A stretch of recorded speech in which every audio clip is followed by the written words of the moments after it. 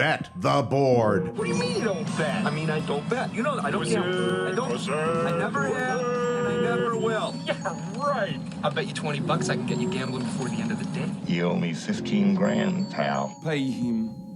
Pay that man his money. It's the Bet the Board podcast. God likes me. He really, really likes me. In the end, I wound up right back where I started. I could still pick winners, and I could still make money for all kinds of people back home. And why mess up a good thing? Here's Payne Insider and Todd Furman. Welcome into the Bet the Board podcast, powered by FanDuel. College football on the horizon and some marquee matchups as the national landscape will begin to take shape this coming weekend. I'm your host, Todd Furman, joined as always by my esteemed colleague and co-host, the one, the only Payne Insider. A lot of good games this weekend. It's about damn time that we see rubber meet the road and some of these elite teams actually have to test their mettle against teams not hailing from the bottom of their respective leagues. No doubt about it. A lot of rain in the forecast with this hurricane coming up the Gulf. That's rain in the forecast is putting it mildly. I feel like every SEC total has been bet down a full touchdown, if not more, given what Mother Nature may dump on the entire Southeast this weekend. Yes, that seems to be the case, and it looks like even though it is still on the board, the LSU game may change venues as well. Yeah, that was the talk earlier as we record this Wednesday morning on Tuesday, talking about everybody packing up their stuff in Baton Rouge and heading up to Columbia, Missouri, a change in venue. I think, Payne, for that game, and I know it's not one that we're going to talk about in great detail, I'm going to be fascinated to see what odds makers elect to do with that number, given the discussion all season long about the value, especially in college, of home field. What is it worth? What is it not worth? I think that's going to be pretty telling, and then ultimately where that number does settle. Absolutely, and it's kind of telling to see how many fans might actually be allowed in the stands. That's the bigger component to some of this. You know, go back last week, we're watching the Georgia game, and they're only allowed to have, what was it supposed to be, about 15,000 fans in the stands, and it looked allegedly like 15,000. Yeah, allegedly 15,000 fans in the stands. If I could bet, and I'm never going to get an official count, I'd happily go over and feel pretty confident with my wager. Yes, I would say there was at least 50,000 people there. They were toppled on top of each other. That was interesting to me. So those are the kind of things that will change the home field advantage just a touch. Yeah, and a hat tip to LSU, despite not getting the game played down there in Death Valley, peeling back some of the restrictions they had week one, opening up liquor sales. I guess when you lose as a 14-point favorite at home to Mississippi State week one, then you see Mississippi State lose to Arkansas the following week, you go, hey, we're throwing caution to the wind. We're going to do whatever we can to get the home field advantage back and the brown liquor flowing. Yeah, you just need a different philosophy, I think, or a solid game plan on defense. Apparently, you want to go zone against Mike Leach's high-powered offense, not man. That was something LSU couldn't figure out at halftime, I guess. Who knew that Chris Peterson, who'd laid the foundation for the last 17 years in the Apple Cup, LSU wasn't smart enough to follow that footage and go, hey, look, you know what? We're going to rush 3, we're going to drop 8 into coverage, and we're going to try and force countless turnovers. But either way, congrats to Arkansas, a long-suffering fan base that finally gets that elusive SEC victory. We'll see if they can handle a little bit of prosperity as things seem to be much more optimistic there, even with Felipe Franks as their quarterback, than they appeared 2 short weeks ago. And Payne, before we get into some of the biggest games on the docket, obviously for us this weekend, I want to cover the top 10. We've had a pretty positive response from a lot of our listenership about, hey, it's great when you guys talk Bet the Board top 10. We want to know what the thought process is behind some of it. And I think for this week, though, I mean, the first 7, 8 spots, well, maybe number 8 we should talk about, but the first 7 largely unchanged for the most part. Nothing's changed. So not a lot to talk about here. Still have Ohio State atop the Bet the Board top 10. Clemson, Alabama, Georgia with a great performance on Saturday evening against Auburn. That wasn't even close. Florida still at 5. Penn State, Notre Dame. Some question marks there about some player availability. Again, this week saw 16 guys out for Monday's practice as they look ahead to the Florida State game. I'm not sure. They might be able to field the walk-ons there and do okay against Florida State. But Notre Dame at 7, and then Wisconsin at 8. You seem intrigued and willing to talk about the Badgers. Well, I think it's going to be interesting to see what Wisconsin does at the quarterback position. We know that the Badgers are a team that's not built on great quarterback play, but when you have Jack Cohn breaking his foot Saturday in practice, it clearly changes the dynamic for a team a lot of people, myself included, thought could contend for a Big Ten West crown this year. We know the balance of power is still very much on the East, but when you look at the unbalanced schedule of sorts, let's see what the Badgers elect to do. I'll openly admit that I'm not exactly positive in terms of what they have on their depth chart. We do have a couple weeks before they'll start playing meaningful football towards the latter portion of October. And then the shock, the one that everyone wanted to see. We did move Miami up a little bit during their bye week. They're number 9 right now, and I think we talked about this a little bit. Last year, frequently, and then so far this year, basically 9 through 15 seems to interchange based upon, obviously, performance, strength of schedule. So Miami, again, fractionally sneaking into the top 10 this week at number 9. And I will, of course, see the Canes in all of their glory. And if the U is truly back this coming Saturday when they go to take on Clemson as a 2-touchdown underdogs. But, of course, we won't play spoiler. That's one of the marquee matchups that we'll break down in greater detail. But if Miami surprised people at number 9, 10, I think number 10 is really going to blow some folks away. I do want to say one thing, and I want to get your feedback on this. That's always dangerous. A couple weeks ago when we broke down Florida State, Miami, how did you think I discussed that game? Because I got to tell you, I was digging through some things on the old social media the other day, and we weren't tagged in it. But apparently after that breakdown where I praised the Hurricanes for effectively going out and getting Rhett Lashley, and then the monologue I delivered on Florida State where I just said they have absolutely no talent, I was called an FSU homer in that game. Sometimes pain, it's tough to shed that stigma. You know, over the couple of years, people know they come to you as the bastion of hope and light for Florida State football. And so even if you don't heap them with effuse praise and you say glowing things about their particular rival, people don't want to try and hear the truth. They only have tunnel vision and they go, oh, Payne's talking about Florida State. He clearly hates Miami. Wild to see. Also pretty wild to see here, number 10. We finally moved BYU up just a tick here again. We had them around 12 or 13 last week. Some of these teams did not perform very well that were around that area. So you like what you've seen from Zach Wilson so far? He's been fantastic. Actually, shocking. It's him as a passer. Now, I know the defense and the schedules that they've played haven't been overly impressive, but when you look at Zach Wilson right now, 22% above expectation in terms of completion percentage. We knew he had that added element of his legs, but so far, Zach Wilson has been a fantastic passer. Going to be real interesting to see what BYU truly becomes. We know they're massive favorites this weekend against UTSA, approaching 5 touchdowns. And their schedule, of course, has been a work in progress all season long. They do have a road date Friday, October 16th at Houston. And then when you look at the latter portion of the schedule, I think their biggest challenge will come Saturday, November 7th. Now that Boise State is back and we're seeing the Mountain West going to go through a full conference schedule and play a couple of non-con games as well, that one becomes rather intriguing as the true test. Because if BYU goes undefeated, let's not kid ourselves. They're not going to work their way into the college football playoff discussion by any stretch. But maybe we do have to consider them for a New Year's Six bowl game. And that'll give us a much better indication of where this program truly is and what their ceiling would have been should they have been able to play out their season schedule in a pre-COVID environment. No doubt. And the one thing that I really like about BYU is that offensive line. They're just mauling people. And then Zach Wilson's taken that next step. So the offense seems pretty balanced. And at the college level, if you have a guy that can pass accurately, also use his legs, and you have this massive offensive line just plowing people around, it's a really, really good offense for the BYU Cougars. And for those folks interested to see our most overrated and underrated teams, Well, we're going to hold a little bit back. You're going to have to go to Outkick and check that article out. Our partners there, more than happy to circulate our article post. It'll also come with a secondary best bet as well. But let's just say it's got a distinctly Big 12 flavor, easy for me to say, in the overrated and underrated portion of the program. All right, Payne, to the games this coming weekend. And since we go in betting index order, the marquee game of the weekend will kick us off. And that, of course, is the Clemson game where they'll play host to Miami. You're looking at Clemson, a 14-point home favorite, number down a little bit at FanDuel. Total on this game, 63.5. Now, if you look at the weather forecast, a 90% chance of rain, Hurricane Delta Category 2. This total, though, is actually ticked up compared to what we've seen everywhere else. First top 10 matchup at Clemson since the Tigers actually hosted Lamar Jackson back in 2016.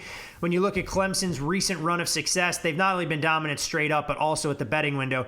15-5 against the spread the last 20 league games, and that does include a non-cover last weekend against Virginia. Meanwhile, Miami, well, they haven't exactly used their week off to pay dividends. 0-5 straight up and against the number the last 5 times they've had extra time to prepare. And when you look at the two most recent meetings between these programs, one-sided probably doesn't do it justice. Clemson has outscored the Canes 96-3. Payne, we know what Clemson has turned themselves into, a juggernaut of sorts by college football standards. I can't imagine Dabo Swinney, when he describes their performance last weekend against Virginia as ugly, has made practice all that easy on his players, either on the offensive or defensive side, knowing that Rhett Lashley, De'Ara King, and that high-powered Canes offense rolls into town. So you kind of took a jab at the Hurricanes in their bye week, and I'm going to stand up for them. I'm interested to see. Homer. This is what I get from a Florida State homer standing up for Miami, trying to get a Tiger to change his stripes. I see what you're doing here. I am actually pretty interested to see what Rhett Lashley cooked up during the bye. I think the bye week early in the season could be an advantage with the current landscape we're dealing with. You know, new OC, new quarterback, shortened offseason with COVID. You now have 3 games under your belt. You use that bye week to not clean up what you're already doing. But my feeling is Lashley's going to implement some things that he didn't have time to do this offseason. So I would expect a few wrinkles that we haven't seen from Miami's offense. Now, I think there's probably a lot of questions with both Miami's offense and Clemson's defense that we'll have a better understanding of after this game, unless it's just an absolute monsoon and it's one of those things where it's just you can't really tell much from either unit. And I'm not trying to be overly critical because I understand nobody looks like really good right now or up to the level we expect from some of these programs. Clemson's defense, we knew they got hit on that side of the ball. 51% of their production returned this season. Key guys lost at each level. Early on, we've also seen some miscommunication at times, so Brett Venables needs to clean that up. We know he likes to be diverse in his coverage and his scheme, so communication will be big here. I think everyone knows how I feel about Rhett Lashley, but this is going to be the ultimate test. We loved that hire, Todd, but when you look at this game and you look at how Miami's played offensively, it's going to need to be a combination of everything that we've seen in each of these individual games. We saw against UAB, Hurricanes have scored 31 points. They do it with a 38% success rate, lived on the explosive. Same thing against Louisville, 47 points with a 32% success rate. You mentioned the rain could be falling here. Somehow in that Louisville game, just an 18% rushing success rate. You'd obviously need to clean that up in a game like this where you're not able to throw it downfield as much. But if you look at Lashley and King and the Canes offense, because they've lived on that explosive play the first 2 weeks, and we know it's kind of tough to sustain that when you're going up against, I would say, better than the talent that Miami has or similar, you're going to have to be able to go and be efficient down to down. And that was actually the one thing that surprised me when I saw that tweet, Todd, was that Thursday podcast we did before the FSU game. Regardless of result, FSU felt the same exact way we did, because Adam Fuller in the Seminoles defense said, hey, we're going to play 3 defensive linemen. We're going to drop 8. We're going to force Miami to methodically move the ball down the field. That backfired, obviously. But the approach didn't work because FSU doesn't have much talent. And they don't communicate, and they're learning their 4th defensive system in as many years. And so the communication was piss poor. So if you look at that game, King and the Canes offense had their best performance by far. Miami was successful moving it methodically down the field. 52% success rate on offensive snaps.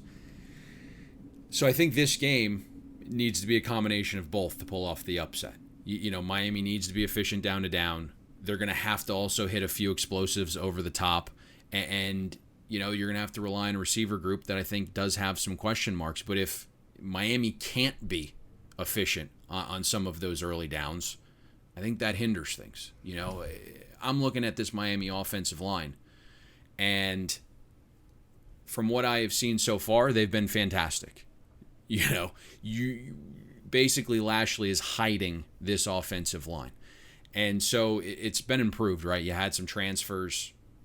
The metrics say they're third best in the country in pass block efficiency. This is one of the instances where the metrics lie. Miami's O-line right now is improved because of three things. De'Aaron King's mobility, the tempo of the offense increasing, which doesn't allow defensive linemen to sub out, so it's always easier to block tired guys. And then you're looking at what Lashley's doing. He's getting the ball out with King significantly quicker. So that's why this offensive line is improved. But if you can't run the ball in early downs, that's going to all change. Because right now, when I look at this dichotomy, 2.5 seconds is kind of universally considered the mark of getting the ball out on time. Last year, Miami's quarterbacks that played the most snaps released the ball in 2.7 seconds. De'Aaron King's doing it in 2.3. So that offensive line, I don't think, is as good. So that would be trouble here if you're not able to run the ball in early downs, Todd.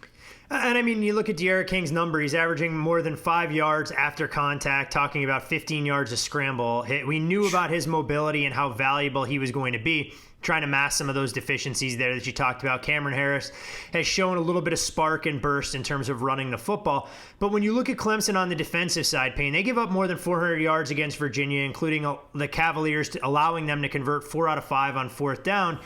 I don't know if I'm as optimistic as some people that say, hey, look, they played a running quarterback last week and it's going to allow them to prepare, because I don't see Brennan Armstrong as a spitting image of De'Aaron King by any stretch of the imagination. And we know this Clemson team is extremely young at some of the key positions you need to be successful slowing down Miami, specifically at linebacker and, of course, in the secondary. Absolutely. So you kind of hit that on the head. Certainly Brennan Armstrong isn't a De'Aaron King clone by any stretch of the imagination. He went for 89 yards last week, but maybe it will allow them to change some things defensively. Maybe Venables goes to a little more vanilla defense. It's tough to play press man coverage, against a quarterback like King. You can't have your defenders with your backs to the quarterback, so maybe that at least fundamentally changes how Clemson will defend Miami, having seen Brennan Armstrong go nuts. You mentioned Miami's excellent tight ends. It's going to be on Mike Jones Jr. to handle that responsibility and kind of limit what the tight end group does. When you look at this game and why, again, it's really important that Miami has some success on early downs on the ground is because De'Aaron King, as good as he has been, just a 36% success rate on known passing situations. He is a capable passer, but no one's going to confuse him with an elite passer. So you got to force King to pass in these known passing situations. I think that'll hinder Miami's offense a little bit.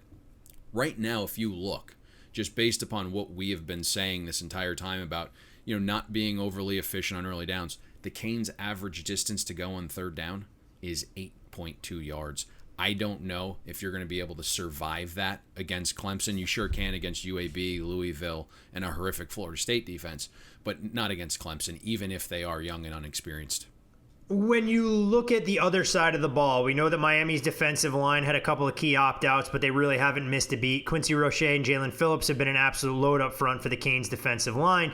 When you go against a quarterback as talented as Trevor Lawrence, ultimately you're going to have to do some things to be able to confuse him, get him off his spot, and change the dynamic of what they want to do. Last year, we saw Trevor Lawrence really struggle without his main weapons. Justin Ross, of course, was lost before this season even got going, but it doesn't appear to have had the same negative impact on the Clemson passing game, as they're top 10 in yards per play to start the season, number 1 in the ACC in passing yards, completion percentage, and yards per pass. Now, the offense may need time, Payne, to work on some of their communication and identifying the defensive schemes they're encountering, but when we look at this particular side, does Miami have enough to get stops? They're not going to have to do it every single series, but consistently enough to get the ball back for their offense, set them up in decent field position, and ultimately stay inside of the 2-touchdown tariff.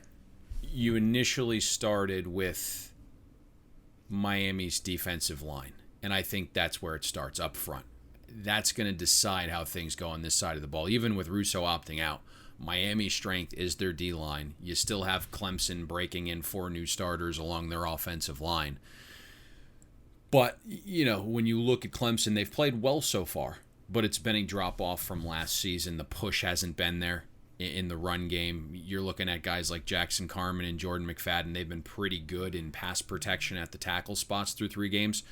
And they're going to obviously be tasked with shutting down Roche and Phillips. The inside, I think, is where Miami really needs to eat. Harrison Hunt and Silvera, they've been good getting after the quarterback. That's where Clemson's offensive line, to me, looks most vulnerable. I went back and watched the Virginia game last night, then started digging into some of the interior line metrics, and that's where Miami really needs to make some hay there. The things Miami has done well defensively, past the D-line, they haven't really been tested. So I don't know what the linebacker unit looks like. Don't really know what the secondary looks like. They haven't truly been tested. If you look at UAB and FSU, they're both outside the top 100 and top 50 in offensive efficiency. Louisville's offense is the best Miami's faced so far. They had a 48% offensive success rate, 6.4 yards per play. Both those numbers are well above the national average. So this becomes a little bit of a different beast here. Obviously, against Trevor Lawrence and Travis Etienne, they're significantly better than anything Louisville has on offense. So that's kind of the one game I tried to focus in on and see if I could find anything. And Louisville did have success. And you look last week against a Virginia defense. It's a fringe top 25 defense. Lawrence and Etienne had a combined total EPA of 42.1. Those two guys, between pass attempts, runs from each, and receptions, had 63 touches of value. They averaged over 2/3 of a point per touch anytime they touched it. So it's a banana land number, right, when you're talking about a Power 5 defense in a conference game. So those two guys have really just shouldered the load of this offense. This is a game where I think we see Trevor Lawrence use his legs a bit more in these crucial situations. All these quarterbacks, right, when it's needed, they're going to use these added elements of the legs. When you're playing the Citadel, not really needed. I would think Tony Elliott, Clemson's OC, would be wise to use Miami's eagerness to get upfield against them, let them over pursue. We know Manny Diaz hasn't sent as many blitzes this season, to protect the back end, but there's still, a little bit of an itchy trigger finger there. Make Miami pay when they send pressure. Use some of these throwback situations to Etienne that could work. The one thing that I have seen so far is sometimes, you see this Hurricanes defensive line. They are hell-bent on getting up the field. You can really sneak some things behind them. The other thing is, Miami's defensive line, they have done a good job making some havoc. 24% of run plays have been stopped at or behind the line of scrimmage. But that's led to some gashers. Miami's given up 4 yards per rush attempt, nearly a full yard more than last season. I would expect Bubba Bolden to help in run support, maybe focus on limiting Etienne, catching balls out of the backfield as well. I'm just interested to see how Miami's secondary looks here. Now, if there's rain and there's weather, maybe that's an assist there, but they haven't faced a quarterback that can actually throw the forward pass yet. You're looking at Malik Cunningham. You're looking at James Blackman. UAB's Tyler Johnston. None of those guys are going to be confused for Trevor Lawrence. 2 of those 3 quarterbacks have already been benched a month into the season for better options. Okay? You're looking at Trevor Lawrence here. He's averaging 10.2 yards per pass attempt and a 64% passing success rate in non-garbage time situations. Through 3 games, Trevor Lawrence is graded out better than Joe Burrow did last season through 3 games. Now, obviously, you mentioned some of the weapons outside, Todd. To me, again, I go back, watch some of this stuff. Past Amari Rodgers, there's some question marks. And we've been hearing now about Joseph Nagata, how he's this absolute beast, but he's been dealing with this core muscle issue. He needs to be a factor this week, but I think this is the week. If the weather holds up, we're going to find out what Miami's secondary is, because they haven't been tested yet. And just based upon how Manny Diaz has played, Todd, not sending as much pressure, not sending as much blitzes, it leads me to believe he's not overly confident in the back half of his defense. Going to be one hell of a game. You hope Mother Nature at least holds back a little bit. Now, I know obviously you have to factor that in your handicapping, but you'd love to see these two teams on full display as we begin to get a better idea of exactly how the pecking order will shape up in the ACC with two teams that a lot of people had high expectations for coming into the season. Another game that'll go a little bit under the radar pane in the ACC, Virginia Tech and North Carolina, kind of in that second tier. And you're looking at North Carolina, a 4.5-point home favorite as they welcome in the Virginia Tech Hokies. Total in this game, 59.5 at FanDuel. And when we look at VT so far this season, there may not be a team in college football other than Notre Dame more heavily impacted by COVID than what they've had to deal with, not only from some of their starters and they're too deep, but also missing head coaches or not head coaches, but coaches and coordinators. And you look at Virginia Tech, I mean, this is a team that's thrived actually as an underdog. The last 12 times they've been installed as a pup, 6-6 straight up, 8-4 against the number. They've really owned this series recently, covering 6 of the last 7 against the Tar Heels, but the last 2 meetings, Virginia Tech won by a combined 5 points, including an overtime thriller last year. When we look at North Carolina on the other side, a lot of expectations coming into this year. Everyone believing that Mac Brown and Sam Howell were going to elevate this program to another level. We haven't quite seen that in wins against Syracuse and a workman-like victory where they had to outlast Boston College last week. But when we try and figure out North Carolina, do we feel the market has more or less caught up to some of those preseason expectations, seeing that they're less than a touchdown favorite here? I would say that's probably right. There was a lot of hype coming into the season for UNC. There's a couple of us, though, I think, that needed to actually see it before we completely believed it, but the talent is certainly upgraded there. The one thing I will say about UNC's offense, it feels like there's only one direction but up. You know, after no spring practices and then this random 3-week layoff, to me it's pretty clear that UNC and Phil Longo's offense is out of form right now. They're not in rhythm. I think the question becomes, and it's difficult to gauge, is will we see a different North Carolina offense this week? I would think so. Now, there's always been this, boom or bust potential because we know Longo likes to hunt the big play and send his receivers on like a slew of go balls. But right now, Sam Howell hasn't completed a single deep pass this season, and I think that's skewing some things. Last year, Howell averaged almost 3.5 deep ball completions per game. You can see he's not on the same page as his receivers right now. He's staring down some receivers at times. Howell's having trouble getting the ball to one of his top playmakers too, and Daz Newsome. 3 catches on the season, but even worse, just 6 total targets. This is a guy who had 1,000 yards receiving and double-digit touchdowns last season. So the passing game isn't quite there yet. We talk about it all the time.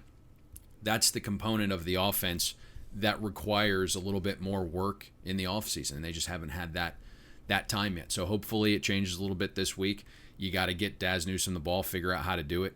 The thing is, we know last week the Hokies had 21 players unavailable against Duke. Their top 4 defensive backs were out. They also were missing their starting linebacker, and their entire coaching room seems like it got hit with COVID as well. VaTech hasn't had the same play caller on the defensive side this season yet. So for as much as UNC's pass game is struggling, the Hokies need, I think, a healthy secondary. UNC probably gets back on track through the year. So that's something to monitor a little bit here, is see which guys are back in that Hokie secondary. I think what's kept them afloat so far, though, Todd, is the ground game.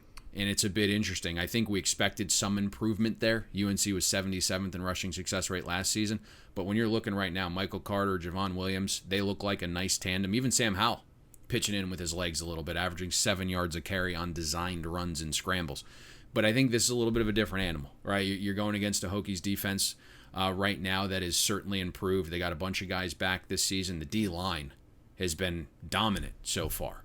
They have been really disruptive, creating some havoc plays, 32 negative plays right now created by the Hokies defense in 2 games. So I think UNC's ground game will probably face its toughest challenge to date so far.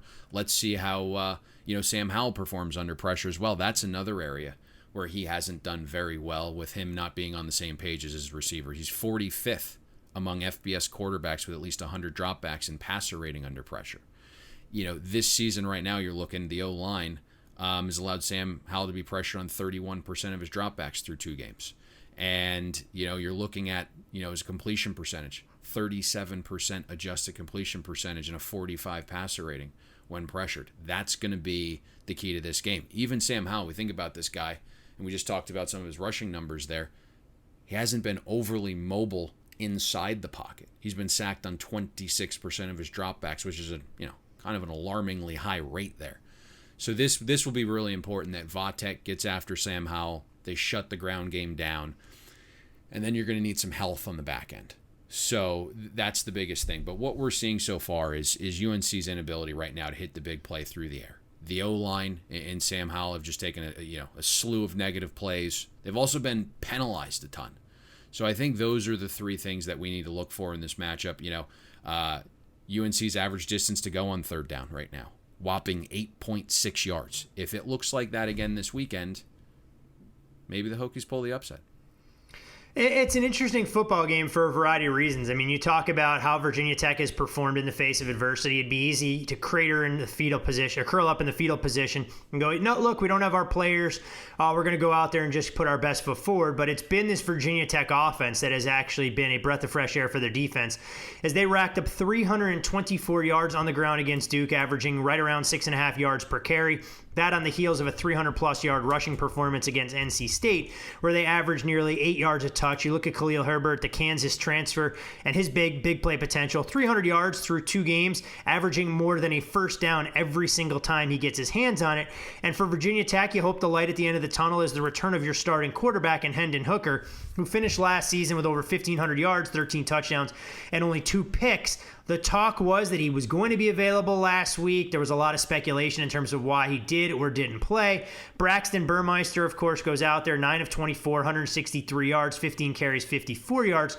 We'll call him a glorified game manager at the college football level. But if Hooker's back out there, it adds an element to Virginia Tech's offense that they haven't had. And quite frankly, Payne, when I look at North Carolina on the defensive side, we thought they were going to be improved. We know the recruiting has been significantly upgraded. But when you take on Syracuse, which has no offensive line to protect Tommy DeVito week 1, you follow it up last week against Boston College, and the Eagles completely abandoned the run game, whether it was by design or because they didn't feel comfortable in their offensive line. You have to think that Tech should be able to control the trenches and continue some of that rushing success against a North Carolina defense that's really been untested in terms of containing the edge. So Justin Fuente has smartly not named a starting quarterback for Saturday yet, although I think we can probably guess by him calling Hendon Hooker full go that will be the case. We know Burmeister started both games, played all of the Duke game, but Hendon Hooker was number 1 in the depth chart, right? And he was back with the team last week. You mentioned that. He beat Burmeister out in camp, but I think he was obviously dealing with the COVID thing, and he was available last week. I just think it was a conditioning question mark there. So, listen, I think Hooker's probably ready this week. Wouldn't shock me to see both guys play. But listen, you're looking at VaTech. They're 2-0, but you can see why Burmeister was beat out in camp. He struggles to throw the football. 51%. I know why he transferred out of Oregon. He couldn't get the job done. Yes. So, you look, even in like perfect situations, when Burmeister's kept clean, he's completing less than 50% of his passes, has a 74 passer rating. And that's against 2 defenses outside the top 70 in efficiency. So Hendon Hooker is a massive upgrade here. You talked about VaTech leaning on their ground game. Khalil Herbert right now has been the bulk of VaTech's offense. 10 explosive runs in 2 games.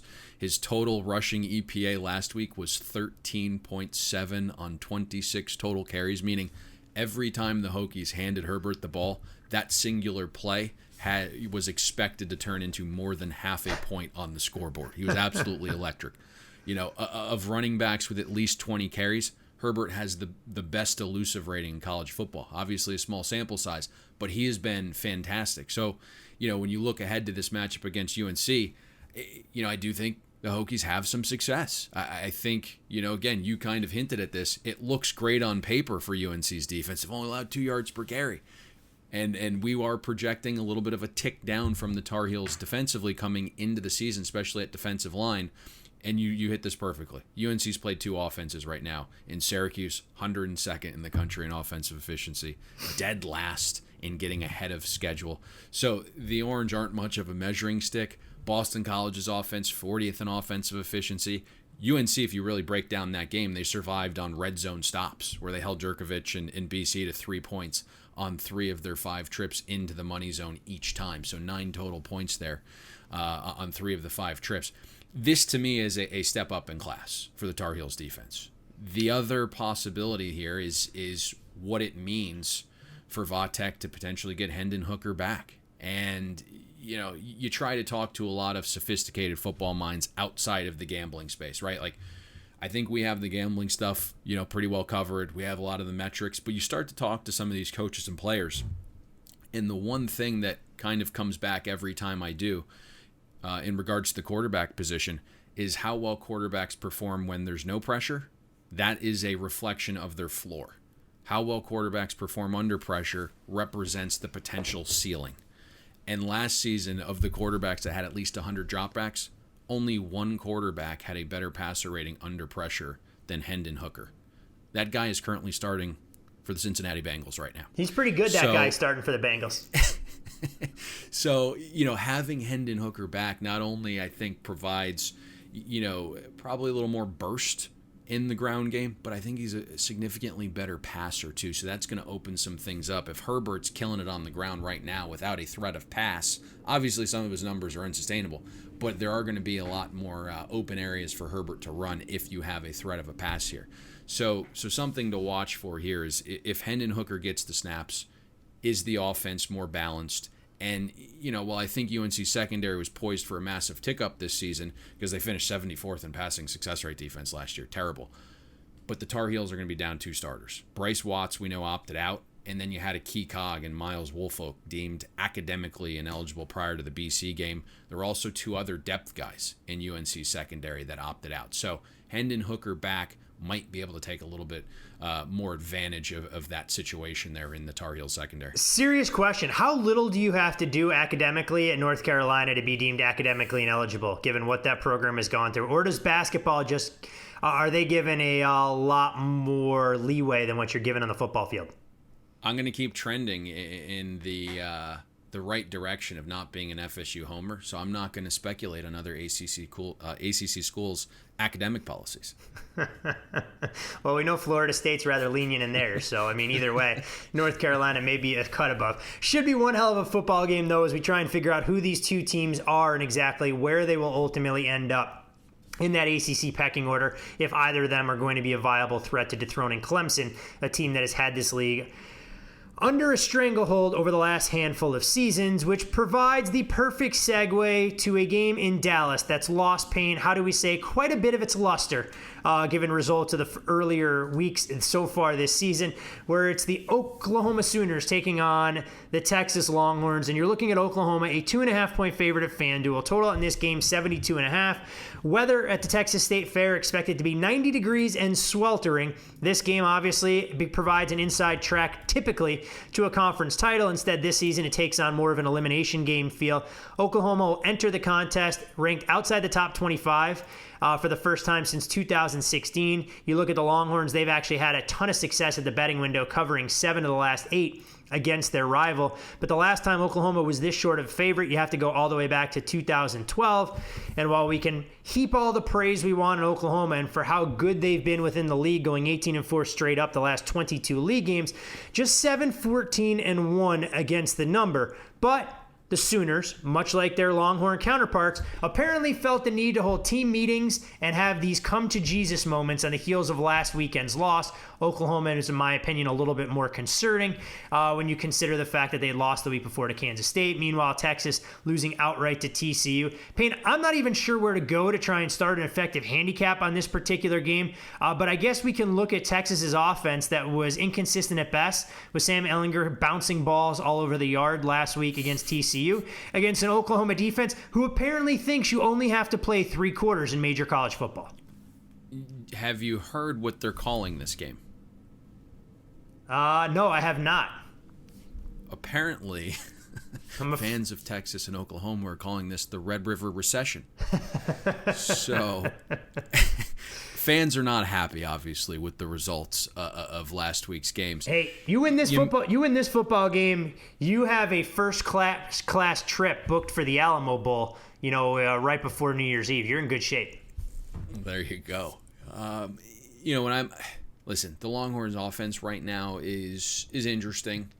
I don't know what to expect there. Sam Ehlinger, obviously, the engine to this team. You mentioned, he kind of took his leadership role to a new level after the TCU loss, held the team meeting on Sunday where apparently he went off on just about everybody, including himself, but he dug into teammates and said that we just need to be better disciplined. We need to have more focus. Apparently the meeting was called the Brutal Truth Challenge, and Ehlinger came away saying not all leaders are liked. So it'll be interesting to see the impact this meeting potentially had. I think Sam is respected enough, liked enough that you probably think this meeting has a positive impact and it's not to be taken negatively. We'll see. But a lot of this, I think, when you look at Texas' offense, is on Sam himself. He has been poor by his standards. He's grading out worse than he was last season. His accuracy, as you alluded to, is down. You start to wonder if he's 100% healthy. Partly why we saw steam on TCU last week, taking that number down from plus 13 to 10. Sam Ehlinger was a little bit banged up. Let's put it that way. He was limited in practice last week, virtually the entire week. And you look, the first 3 quarters of the TCU game, 43% of Ehlinger's passes were charted as being uncatchable. So you don't know if he's 100% healthy or not in this one. I would think he's healthier than he was last week. But the one thing that I kind of dug into here is Ehlinger only ran the ball 8 times against TCU. That was the lowest number of rushes against a Power 5 opponent for Ehlinger since October 13th, 2018 versus Baylor. So it kind of just leads me to believe here he might not be 100%. Hopefully he's feeling better this week. There's obviously going to be a lot of opportunities going against the Sooners defense. Alex Grinch has his work cut out for him, I think, this season. It'd be one thing, if Grinch had like one area of his defense to fix, but they've been beaten up across the board. Even last week against Iowa State, Oklahoma gives up 10.7 yards per pass play. Breece Hall kills him on the ground along with the rest of the Cyclones running backs. They had a 57% success rate on the ground. So you go back to the drawing board and you're like, shit, we can't stop the run, can't stop the pass. Right now, Oklahoma's secondary, the 3 cornerbacks that have played the most snaps, they've allowed at least a 105 passer rating when targeted. We saw Lincoln Riley insinuate that this was going to be a really physical week of practice, that Oklahoma is going to be working on tackling because they're currently the 2nd worst tackling team in the country right now. This just feels like a game, Todd, where if you can potentially limit the explosiveness, you hold to a few field goals, you've done your job as a defense. Field goals are wins defensively. A grand slam, I guess, would be if you could force a turnover, gain an extra possession for your offense. But down to down, I think both defenses are going to struggle a little bit in this one. Well, forcing turnovers, that's the white whale for the Oklahoma defense. Yes. This team can't force turnovers to save their lives. They can't win the turnover battle as a result, which is even more remarkable given the success we see from the Sooners. You mentioned their inability to tackle. That was on full display in giving up 14 points in the loss in Ames against Iowa State. They gave up 17 points in the 4th quarter against Kansas State over the last 2 weeks. One of the worst 4th quarter defenses in terms of preventing points. You mentioned Sam Ehlinger taking on the role of leadership, whether he's loved or respected in that Texas locker room. Oklahoma did some of their own soul searching, so to speak. The theme of their team meeting was focus and not worrying about any thoughts and feelings from outside noise. Like we said, it was described as a coming to Jesus meeting for the players that have been staying up late on social media the night before the game. Let's just say, Payne, that's not a recipe for success. I don't think that helps you win college football games. And one source apparently shared that Ronnie Perkins told the team that if you want to be focused, you need to rest, and that means 0 social media late at night.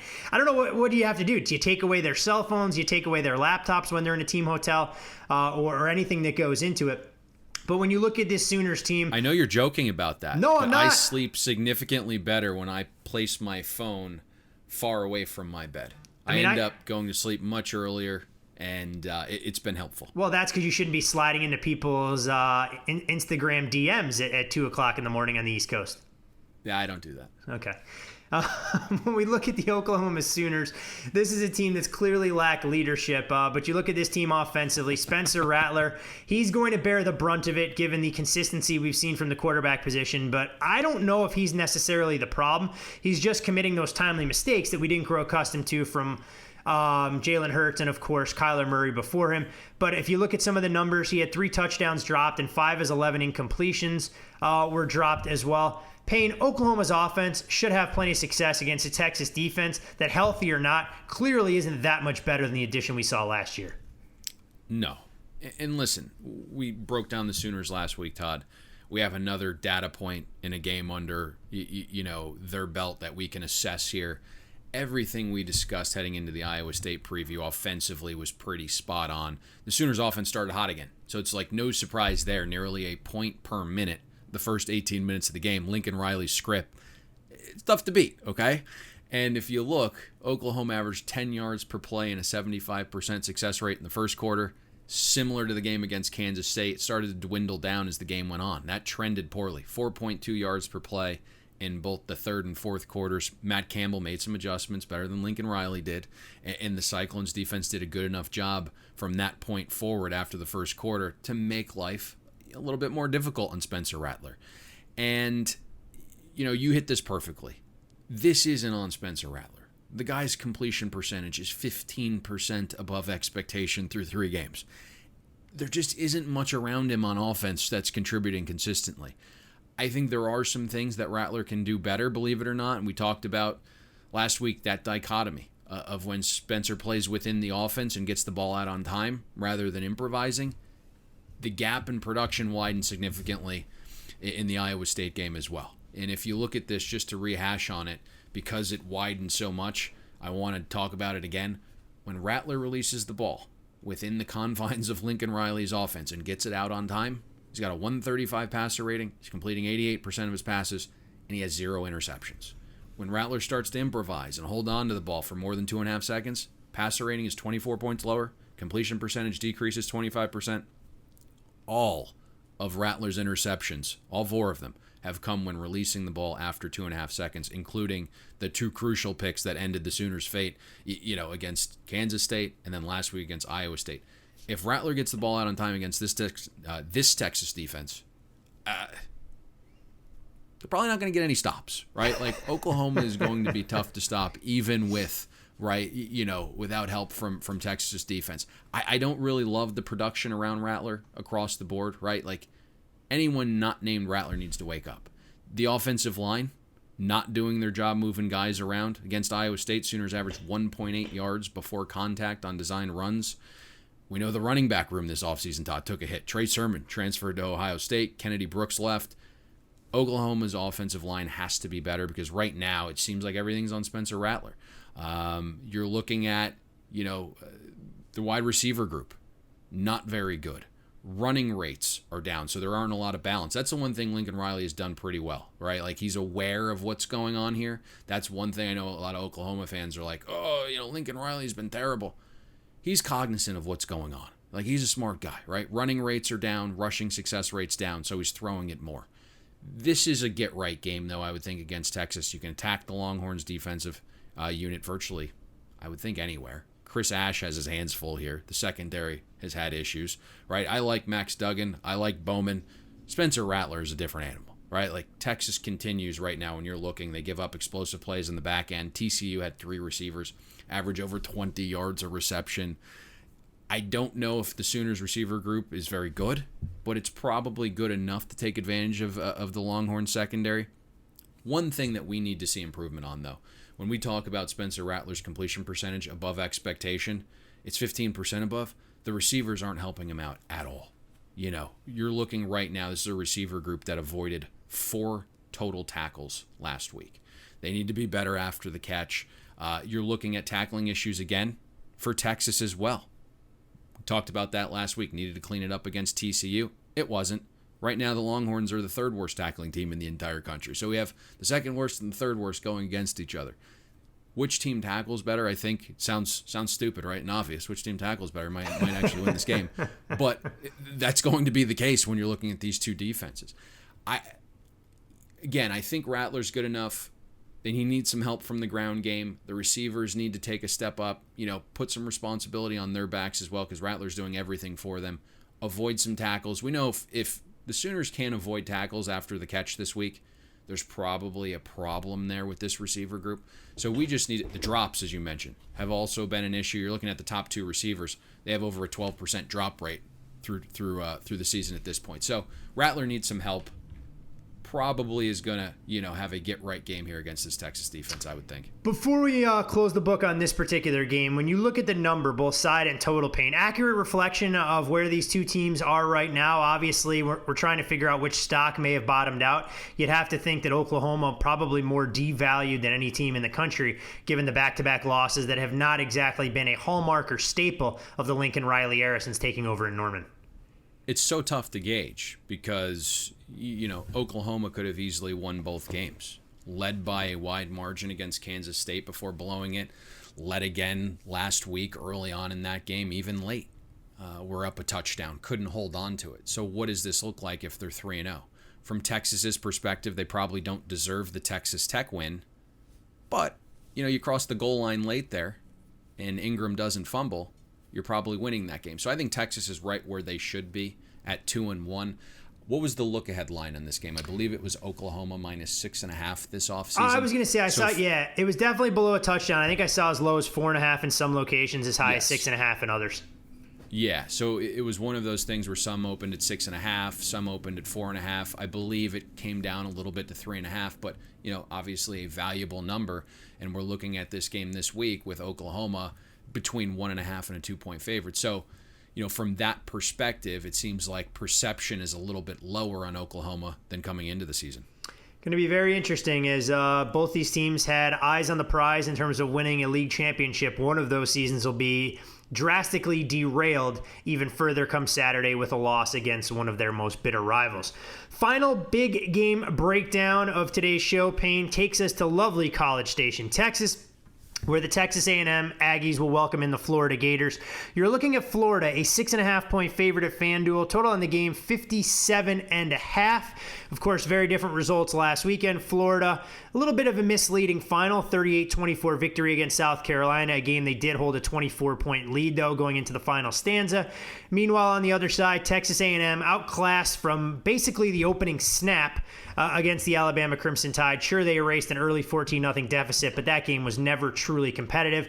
Kyle Trask has looked every bit the part of a Heisman contender, at least through the first 2 games. Actually grew up a stone's throw, or a pretty long stone's throw away, from College Station to Marvel, Texas, about 2 hours away. Backed up De'Ara King in high school, and the storyline here is that apparently Kyle Trask was named after Kyle Field, as most of his family has extensive ties, including his parents, to Aggieland. So interesting side note there. When you look at the way this Florida offense has performed so far, 600-plus yards in what I think we all would describe as a pristine effort against Ole Miss, compared to how they performed against South Carolina, where there were a few blemishes on the resume. Against an Aggies defense that's not going to find any respite here compared to what they dealt with last week when Mac Jones absolutely shredded them at every turn. But who knows, maybe a little bit of weather helps A&M. But when you're Mike Elko, how do you go about trying to slow down this white-hot Florida offense? Pray. That's not always the best approach when it comes to winning football games. I've been a little bit higher on Kyle Trask than most. I know a lot of people didn't necessarily believe in last year. The two Kyles have been on absolute fire. Trask and Pitts are basically the talk of college football right now, and deservedly so. But the one thing that's interesting to me is the Gators' offense, from what I have watched and what the metrics indicate, the offense looks a little more balanced this season, right? The O-line is moving some guys around. Pierce and Davis are averaging over 5.6 yards per rush combined. Most of the damage is being done outside the tackles. Pierce has a 78% rushing success rate the first 2 games. So Trask is getting help from the ground game when they ultimately decide to run it, which isn't too often. This game, to me, at least this side of the ball, will come down to A&M's defense being able to do 2 things. Get pressure on Trask, limit the explosive play. Last week, we saw the Aggies defense could only pressure Mac Jones on 20% of his dropbacks. He was just loving life back there. A&M also created like an abnormally low rate of havoc against Alabama.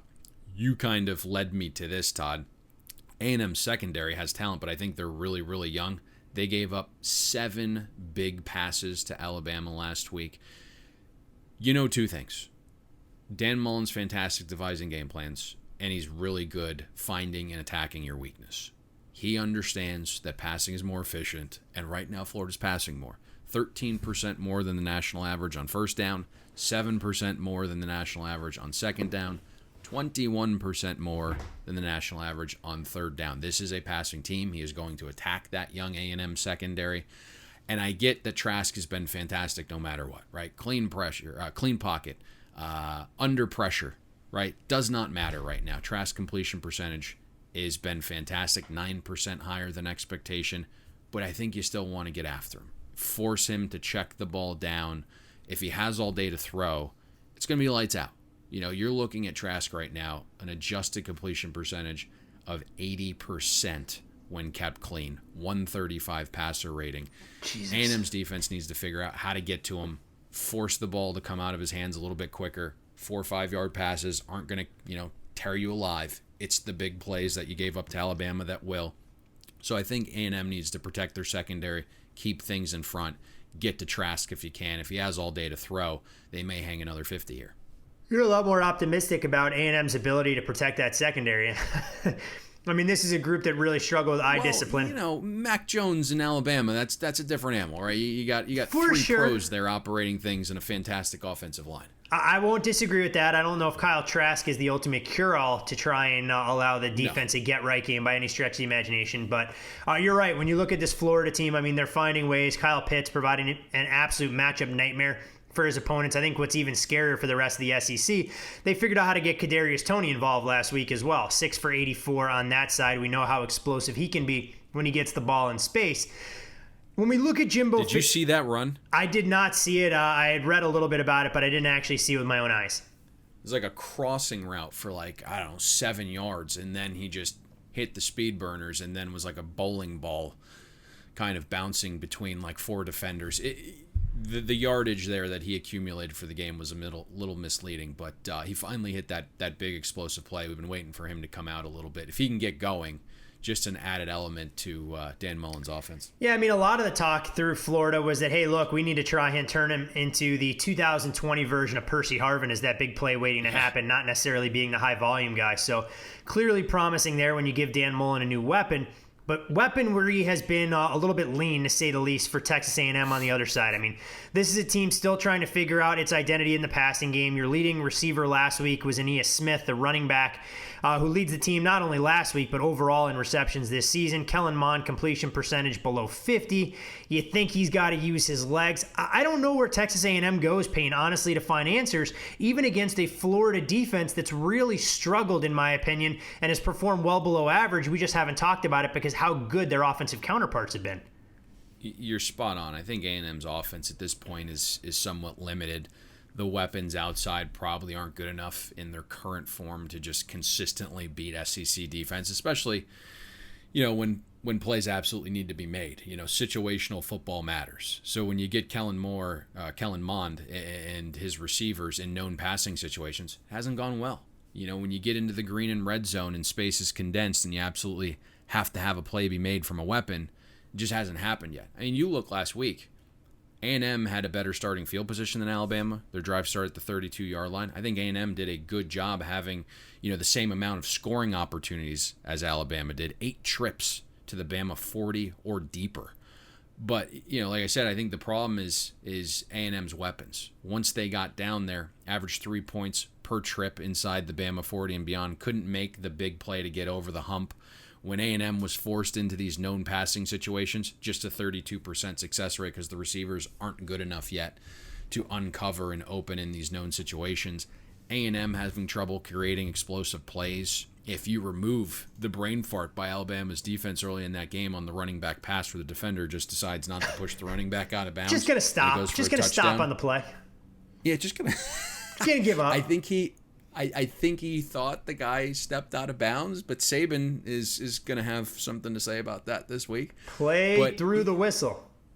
If you remove that explosive touchdown, you're looking at an explosive rate well below 10% for A&M's offense last week.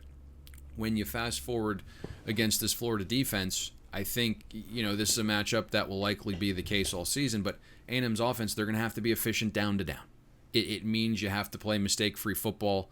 You can't get behind the down and distance. You're going to have to be able to run the ball against the Gators so you can have manageable situations. The problem is right now when you look at A&M's offensive line, they haven't really created much space for running backs in the ground game. Just 2.5 line yards created by this Aggies O-line, 57th in the country in that regard. A&M's had 57% of their runs stuffed at or behind the line of scrimmage. The positive, though, and you kind of, made mention of this, is you were able to at least move the ball on Alabama's defense, which I think probably will be, top 20 or 15 defense again. In this matchup, you're looking at the Gators defense. They've been susceptible, right? They've had issues tackling. Right now, the Gators have missed 40% of tackles, right? Their missed tackle rate on runs alone is 40%. That is a staggering number. And for perspective, the worst tackling team in the SEC last season had a missed run tackle rate of 33%. The average this season in the SEC, 25%. So you would expect probably Todd Grantham gets that cleaned up a little bit. We know there's a lot of turnover on the defensive side of the ball. But you're looking, South Carolina was pretty successful rushing at 60% rushing success rate. Again, the missed tackles led to 64% of the Gamecocks' yards coming after contact. But A&M's got to get the ground game going. Hopefully, this is a matchup where Spiller has a chance to get going. Hasn't had enough touches or carries yet to this point. The other area where A&M's offense needs to be better is at quarterback. Flat out. Like, we're not seeing it from Kellen Mond right now. And, he's going to have to be better under pressure. We know Todd Grantham loves to send some heat. He likes to be aggressive. He has an attacking defense. Mond right now, a 43 passer rating under pressure, 31% adjusted completion percentage. Mond has to make this defense pay. If they're going to blitz, there are going to be some opportunities here, obviously. We saw last week South Carolina's offense. I think they had some missed opportunities against Florida's defense. That's one thing. They still covered the number. You look at Colin Hill, I think he deserved a little bit better, especially early on in that game. South Carolina had 6 drops from the receivers in the first half, a couple crucial drops late in that game as well. Despite the lack of weapons, I get the feeling that A&M might be able to hang around here for a bit. They'll probably be able to move the ball a little bit on offense. Again, it hasn't looked perfect. The ground game hasn't been rolling. The weapons outside are questionable. But they were able to move it a little bit against Alabama, and I think the Gators' defense right now has taken a significant step back year over year. Well, what's interesting about this, too, is you really look at A&M's schedule, and this is a massive swing game for them. If they can go 2-1, getting a split against Alabama and Florida, the most formidable opponents on their early portion of the schedule, the next 3 games set up a trip to Starkville to take on Mississippi State. We can call it a coin flip, a home game against Arkansas, a road trip to South Carolina. All of a sudden, you could be talking about Texas A&M being 5-1 going into their finishing kick against Tennessee, Ole Miss, LSU, and Auburn, and suddenly things look a heck of a lot better than this team being 1-2, searching for an identity, with us left scratching our heads going, what's wrong with the defense, and is Kellen Mond ever going to be the guy, or does Texas A&M have to start looking towards the future, even in the midst of a pandemic-shortened schedule? So a lot at stake for a team that hasn't had a ton of success through the Jimbo Fisher era, beating top 5 opponents in their own building, but a chance to atone for an awful lot if they're able to upset Florida this weekend as a 7-point pup. Yeah, no doubt. And I think you mentioned a couple of those teams on the schedule later in the season, LSU, Auburn. I think they're probably not as good as we initially thought about those two teams either. So the schedule might not be as difficult, as you alluded to, towards the end of the season, with some of those teams like LSU and in Auburn not being power rated as high as we initially had them coming into the year. Definitely the case. 4 big games, 4 big game breakdowns is only Payne can provide. And of course, you can follow Payne on Twitter at Payne Insider. I'm Todd Furman. You can follow me there. Most importantly, follow the podcast at Bet the Board Pod. And be sure to download the FanDuel Sportsbook to follow lines throughout the course of the week. You can see how weather impacts the totals. You can get ahead of the market in states where legal sports betting is allowed. Payne, we do have one final order of business, though, before we close up shop, the third college football podcast of the season. And that, of course, is to identify a best bet. Where do our travels take us this weekend in the lovely college football landscape? Not a ton of great stuff on the board this weekend. The games are good. Not a ton of appealing games in terms of betting. Been a quiet week so far. in terms of the market, other than all the weather totals. But let's go with another underdog here. Let's go 3-2-1. Go Tennessee plus the points. 12.5, 13 out there between the two. Obviously, try to get 13 if you can. Go with Tennessee as a dog here. Obviously, Georgia, big game last week. I am not high on Auburn. Haven't been for a while now. I think that first game against Kentucky was a little phony. All of a sudden, you see Kentucky struggle with Ole Miss. I just don't know what this says about Auburn. And then, I think what we've seen from Tennessee is a steady dose of ground and pound. You have a ton of experience along the offensive line. You have a senior quarterback. I think they're going to do enough to stay within this game. And, I like to see teams that outperform the market. And, Todd, one thing that we saw last week, a lot of professional money on Missouri. Tennessee blew through that. And I think this is a game, when you're listening to Kirby Smart, that he genuinely sounds a little concerned about. And he's not one to sugarcoat things. He's been open and honest. He doesn't heap praise upon opponents. And he said, just looking at the film, Tennessee right now is significantly better than Auburn. So, I think the points here make some sense. We obviously have Alabama on deck for Georgia as well. So I like the spot here for Tennessee. Let's take the points. 29, 26, and 41. Do you know what those three numbers are, Payne? 29, 26, and what? 41. 41. I do not. Those are the margins of defeat for Tennessee the last three meetings against their SEC East rival. So if there's a game on the schedule that this Tennessee team circled to announce that they're back amidst their 8-game winning streak, all the comments point in this particular direction. You get Georgia at the right time. You have to think that if Jeremy Pruitt's really got things headed in the right direction at Rocky Top, you're going to see it on full display. And that playbook, whatever they have, both on the offensive and defensive side, going to be completely unleashed. Absolutely, no doubt. And they seem like they're playing with confidence right now. That's the big thing. And they've done very well on the highway. So let's go with Tennessee plus the points in this one. Again, grab 13 if you can get it. The current number, though, is fine at this point. And I just, looking at our numbers, we make this a little bit lower. And the situation seems to be a very good one. Tennessee Volunteers. Rock. I don't even know the song. If I did, I would probably try and sing it Rocky Top one way or another. But good spot to go, especially with such a low total, the idea of catching nearly 2 scores. Let's get to that magic number of 17 for the Vols, and I think the rest will take care of itself. Any final words of wisdom, parting shots? Do you want to go on a quick rant before Florida State gets boat raced against the COVID-ravaged Notre Dame team Saturday night under the lights in South Bend? No, that's it. All right. Poof. Done. Back tomorrow with the NFL. For Payne Insider, you can follow him on Twitter at Payne Insider. I'm Todd Furman. You can follow me there. Most importantly, follow the podcast at BetTheBoardPod. Download the FanDuel Sportsbook to track your lines throughout the course of the week. College football best bet, the Tennessee Volunteers. Come Saturday afternoon, once the Vols win this game outright, we'll see you at the window.